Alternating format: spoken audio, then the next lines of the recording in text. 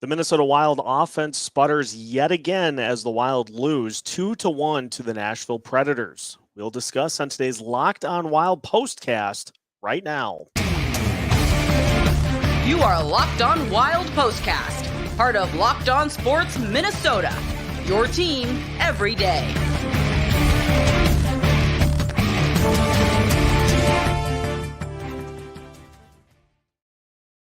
Minnesota Wild fall yet again to the Nashville Predators, this time by a score of 2-1. Our Locked On Wild postcast starts right now. Seth Topal joining you, and a frustrating game for the Minnesota Wild because we saw what has been a real common occurrence for this team over the last several games. Good goaltending from Marc-Andre Fleury. We did see a couple of goals surrendered. For the first time in a while, we saw a power play goal for the opponent, but the Wild just not able to generate any sort of offense here in this one. They go 0 for 5 on the power play, and for the most part, save a couple of power play opportunities. The power play has deteriorated to the point of not even being able to consistently enter the offensive zone, which is a major problem. And it stems from just a lack of secondary scoring besides players named Kirill Kaprizov, Matt Boldy, or Matt Zuccarello. And so what is going on for the opponent when those guys are on the ice? Well, that's where the attention's going. And this is not a new thing that Kirill Kaprizov is facing, getting extra attention, having two skaters come to him when he has the puck to try to make sure that he is not somebody that is able to beat you. That's not anything new. That's something that the Wild have been dealing with since Kirill Kaprizov came into the league. The problem is that opponents are winning the battle of 4-on-5, 4-on-3 the other way. You have three players for the opponent against four Wild skaters, and they're winning that battle every night. Whether it be Matt Zuccarello and others on the ice, or whether it be other line combinations to where you're able to play more 5-on-5. Teams are focusing on Kirill Kaprizov. They're focusing on Matt Boldy. They're focusing on Matt Zuccarello.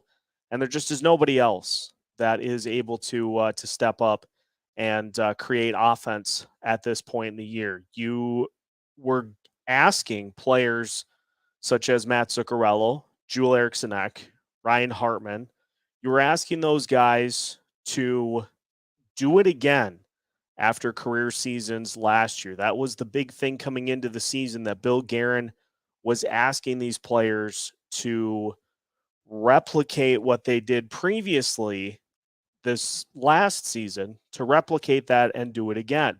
And Ryan Hartman is injured. He started off the season very slow. And so you don't have that production in the lineup. Marcus Foligno has not been putting points on the board when he's been out on the ice. So that production is gone. You are missing, for the most part, Joel Eriksson Ek's production as well.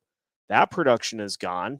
The players otherwise in the lineup, while they are doing some really good things, just are not generating chances, generating opportunities, scoring goals. And so you have a lineup that is really only able to, at this point, generate offense from that top line. We saw it with the Freddy Gaudreau goal tonight, in Gaudreau being able to kind of jump up and put one on net and get one past Juuse Saros, who, again, like we've seen over the last few games, another goalie that was not necessarily on his A game. And the Wild, while the shot numbers look good, the Wild did not put enough of those grade A chances on the net to be able to come away with those high danger looks that we like. A lot of shots were from further out, which is an easier save for the goalie. That's been something that the Wild defense has been able to do more of, which has led to the goalie numbers being better over the last several games. So it's a ton of things that are just compounding at this point, and it leads to a team that is showing frustration out on the ice. You saw 3 different players fight in tonight's game. And so it is a team that is starting to really get frustrated with the lack of opportunities. But here's the thing. They have to figure it out. There's no savior coming to take all these chances and to just magically fix all these issues. This group of players has to be the ones that get this figured out. There's no trade that you can work out at this point that is going to fix this thing. Everybody on this roster collectively has to improve their performance, and that is going to take some better effort in key areas from a lot of guys on this lineup, and it's also going to take approaching this a different way than they have been. It's got to start with zone entries. You have to find a way to get the puck into the offensive zone consistently, and if you're not able to skate it in like you did last year, now a lot of that is a byproduct of Kevin Fiala no longer being on the roster. He was very good at that for this team with his speed, but you don't have that anymore.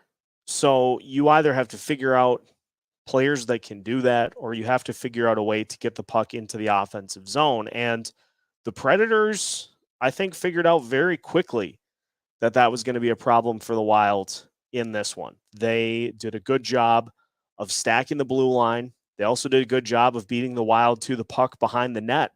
So there are some things that have to be figured out for this team going forward, and the road does not get any easier. The homestand starts with the game against Pittsburgh, but you've also got games against the Toronto Maple Leafs. You take on the Winnipeg Jets, the Carolina Hurricanes to start off this homestand in a spot in which the Wild have not performed particularly well so far this season. So we're in like a bizarro world right now in where everything that went well for the Wild last year is just completely flipped on its head. And the team is doing better on the road than they are at home. And so there are a lot of things that just have to be figured out at this point in the season. So a frustrating game to say the least after just, again, kind of letting a goalie off the hook.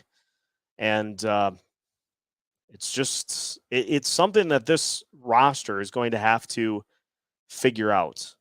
They themselves are going to have to figure out how to fix it, because the solution is not at present evident here at this point. So frustrating to say the least, but we'll continue today's Locked On Wild postcast after a word from our sponsors, including Simply Safe. If you've thought about securing your home with home security but have been putting it off, you're going to want to listen to this. Right now, Locked On Wild listeners can order the #1 rated Simply Safe home security system for 50% off. This is their biggest offer of the year, and you're not going to want to miss it.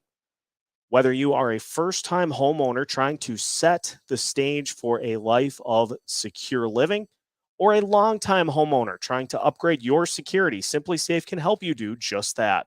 Simply Safe was named the best home security system of 2022 by U.S. News and World Report for a 3rd year in a row. In an emergency, 24/7 professional monitoring agents use Fast Protect technology exclusively from Simply Safe to capture critical evidence and verify that a threat is real so you can get priority police response. Don't miss your chance to save big on the only security system I recommend. Get 50% off any new Simply Safe system at simplysafe.com/LockedOnNHL today. This is their biggest discount of the year, so don't delay. That's simplysafe.com/LockedOnNHL. There's no safe like Simply Safe. Today's Locked On Wild postcast also brought to you by betonline.net. They are your #1 source for sports betting info, stats, news, and analysis. You can get the latest odds and trends for every professional and amateur league out there. From football to basketball to soccer to esports, they've got it all at betonline.net. And if you love sports podcasts, you can find those at BetOnline as well. They are the fastest and easiest way to get your betting fix.